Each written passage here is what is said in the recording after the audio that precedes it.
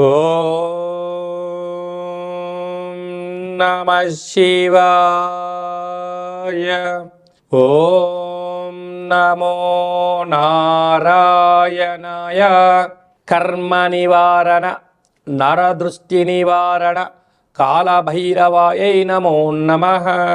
ఓం కాళకాలాయ విద్మహే కాళాతీతాయ ధీమహి తన్నో నరదృష్టి నివారణ కాళభైరవ ప్రచోదయాతు. హరి ఓం. మా ఛానల్కి స్వాగతం.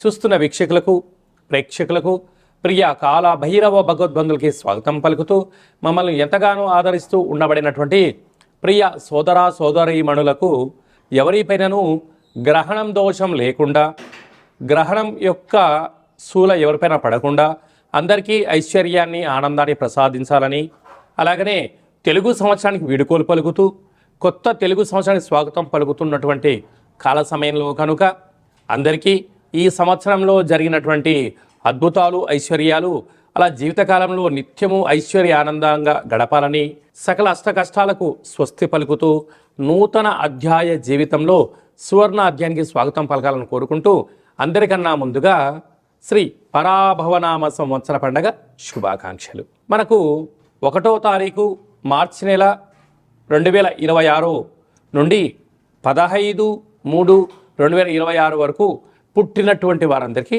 ముందస్తుగా జన్మదిన శుభాకాంక్షలు. గతంలో వివాహం చేసుకున్న వారికి వివాహ వార్షికోత్సవ శుభాకాంక్షలు. ద్వాదశ రాశుల్లో గ్రహ గమనాలు వీక్షింపచేద్దాం.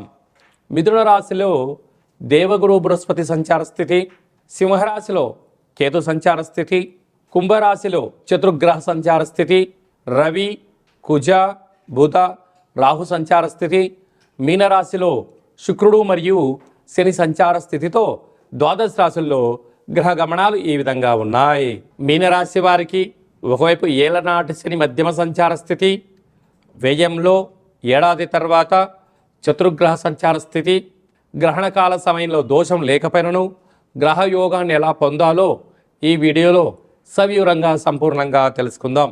మీనరాశిలో ఏ నక్షత్రాలు వస్తాయి అనగా పూర్వాభాద్ర నక్షత్రంలోని చివరి పాదం 4వ పాదము, ఉత్తరాభాద్ర నక్షత్రంలోని 4 పాదాలు, రేవతి నక్షత్రంలోని 4 పాదాలు కలిపితే మీనరాశి. రాశాధిపతి దేవగురు బృహస్పతి. వీరికి రాశిలోనే శుక్ర భగవానుడు శని భగవానుడు ఉండడం వలన నూతన వస్త్రాలు, బంగారు ఆభరణాలు, షేర్లు, గృహాలు, కార్లు విక్రయాలతో ఆనందకరమైన జీవితాన్ని పొందబోతున్నారు. అర్ధాష్టమ గురుడు ఉండడం వలన వృత్తులలో, ఉద్యోగాలలో, వ్యాపారంలో స్వల్పమైన ఆటంకాలు ఉండినను వీటిని మనోధైర్యం చేత, ఆత్మస్థైర్యం చేత, భగవత్ ఆరాధన చేత, ఓర్పు నేర్పు చేత నెట్టుకపోగలిగితే మీకన్నా అదృష్టవంతులు ఎవరు లేరు అని చెప్పి కూడా గమనించాలి. అదే కాకుండా విశేషంగా వీరికి 6వ స్థానంలో కేతు సంచార స్థితి, అక్కడే గ్రహణ సంచార స్థితి ఉన్నప్పుడు వీరికి గ్రహణకాల సమయంలో దోషం లేదు. అయినను గ్రహణకాల సమయంలో పట్టు స్థానము, విడుపు స్థానము, తదనంతరము దేవతా దర్శనం చేయడం వలన వీరికి యోగం కలుగుతుందని చెప్పి గమనించాలి. వ్యయంలో ఎన్నడూ లేని విధంగా ఆత్మకారకుడు రవి, రుణరోగ శత్రుకారకుడు కుజుడు, కుజదోషము, అక్కడే బుధుడు బుద్ధి భగవానుడు, వాస్తు నరదృష్టికారకుడు రాహు సంచారం చేయడం వలన వ్యయంలో చతుర్గ్రహాలు ఉన్నప్పుడు కుజదోషంతో కూడుకున్న గ్రహాలు అవడం వలన అప్పులు ఇవ్వద్దు, అప్పులు తెచ్చుకోవద్దు.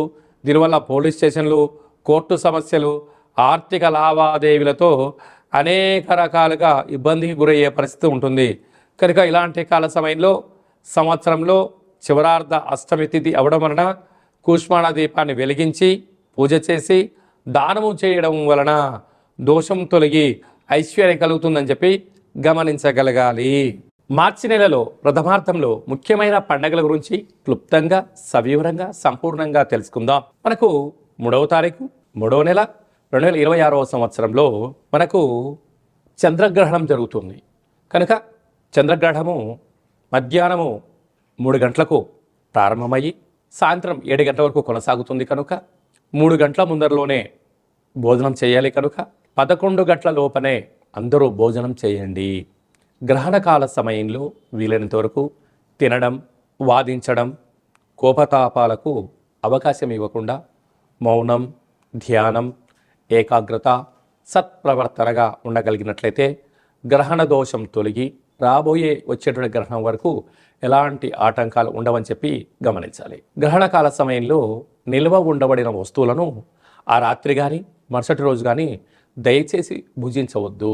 నిల్వ ఉండబడినటువంటి పదార్థాలలో దర్భను వేసి ఉంచండి. సకలమైనటువంటి గ్రహణకాల సమయంలో మంత్ర సాధన ఏదైతే చేస్తామో అద్భుతమైన ఫలితాన్ని, ఐశ్వర్యాన్ని కలిగిస్తుందని చెప్పి గమనించగలగాలి. 11వ తారీఖున పాల్గొన మాస బహుళ అష్టమి, అంటే ఈ తెలుగు సంవత్సరాదిలో చివరి అష్టమి కనుక ఈ సంవత్సరంలో జరిగినటువంటి అష్ట కష్టాలను తొలగించుకొని రాబోయేటువంటి శ్రీ పరాభవనామ సంవత్సరానికి స్వాగతం పలుకుతున్న కాల సమయంలో ఇంటిలో శుద్ధి పెట్టుకొని నింబకుస్మ దీపాన్ని కానీ, నారికేల దీపాన్ని కానీ, అలా కుష్మాండ దీపాన్ని కానీ పెట్టి కాళ్ళ భైరవ స్వామి యొక్క స్మరణ, ధ్యానము చేయగలిగినట్లయితే సకల అష్ట కష్టాలు తొలగిపోయి ఈ సంవత్సరంలో మనపైన ప్రసరించినటువంటి నరదృష్టి, శత్రు ప్రభావాలు అన్నీ తొలగిపోతాయని చెప్పి గమనించాలి. అలా కుదరలేనటువంటి వారు ఈ కింది నెంబర్ సంప్రదించినట్లయితే మన యొక్క దేవాలయంలో నిత్యము కాళ్ళభైరవ హోమ కార్యక్రమాలను ఆచరింపచేయడం జరుగుతుంది కనుక అందరికీ వీడియో కాల్ ద్వారా చూపించి మీ గోత్రనామములతో కాళ్ళభైరవ పూజ, హోమ కార్యక్రమం చేయించి ప్రసాదంను మీకు పంపించడం జరుగుతుందని చెప్పి కూడా గమనించాలి. అలాగనే మీ వ్యక్తిగత జాతకం తెలుసుకోవాలనుకుంటున్నారా? మీ పేరు, పుట్టినటువంటి తేదీ, నెల, సంవత్సరం, పుట్టిన సమయాన్ని వ్రాసి మీరు పంపించగలిగినట్లయితే 100 సంవత్సరముల జాతకాన్ని సవివరంగా సంపూర్ణంగా వ్రాసి మీకు వాట్సాప్ ద్వారా పంపించి మీరు పుట్టినప్పుడు గ్రహ గమనాలు ఎలా ఉన్నాయి, ప్రస్తుతం ఎలా ఉంటున్నాయి, రాబోయే కాలంలో ఎలా ఉండబోతున్నాయో సవివరంగా సంపూర్ణంగా తెలియజేయడం జరుగుతుందని చెప్పి గమనించాలి. చాలామందికి పుట్టినటువంటి కాల సమయంలో డేటా బర్త్లో లేనటువంటి వారికి మీ పేరు యొక్క మొదటి అక్షరాన్ని అనుసరిస్తూ రాశిని తెలియచేస్తూ రాశి యొక్క స్థితిగతులను వివరిస్తూ రమణ శాస్త్రం ద్వారా అనగా గవళ ద్వారా భూత, భవిష్యత్, వర్తమానాన్ని తెలియచేయడం జరుగుతుంది. రమణ శాస్త్రం ద్వారా కాళభైరవ ఉపాసన చేత సంపూర్ణమైనటువంటి విషయ పరిజ్ఞానం చేత మనము జీవితాన్ని తెలుసుకుందాం. జాతకంలో ఉండబడినటువంటి ఆటంకాలను తొలగించుకుందాం. జాతకంలో ఉండబడిన యోగాన్ని తెలుసుకుందాం. ఆనందకరమైన జీవితాన్ని పొందుదాం అనేటువంటిది చిన్న విన్నపం కనుక ఈ కింది నెంబర్ సంప్రదించి అపాయింట్మెంట్ తీసుకుని సంప్రదించగలరు. అందరికీ శుభాన్ని, జయాన్ని, ఐశ్వర్యాన్ని ప్రసాదించాలని ఈ తెలుగు సంవత్సరానికి వీడుకోలు పలుకుతూ కొత్త సంవత్సర కాలం సమయంలో అందరికీ ఆనందాన్ని ప్రసాదించాలని మనసారా మనం కూడా మరొక్కసారి కాళభైరవ స్వామి వారిని కోరుకుంటూ ఆశీర్వచనం. శతమానం భవతి శతాయు పురుష సతేంద్రియ ఆయుష్యేవేంద్రియే ప్రతిష్టతి ధనం ధాన్యం బహుపుత్రలాభం శత సంవత్సరం దీర్ఘమాయు సర్వే జనా సుఖినో భవంతు లోకా సమస్తా సుఖినో భవంతు సర్వం కాళభైరవ దేవతార్పణమస్తు. హరి ఓం. ఈ వీడియో మీకు నచ్చినట్టయితే మా ఛానల్ని సబ్స్క్రైబ్ చేసుకోండి, లైక్ చేయండి, షేర్ చేయండి. భగవద్బంధులకు, మిత్రులకు స్నేహితులకు చేరవేసి హిందూ ధర్మాన్ని కాపాడండి.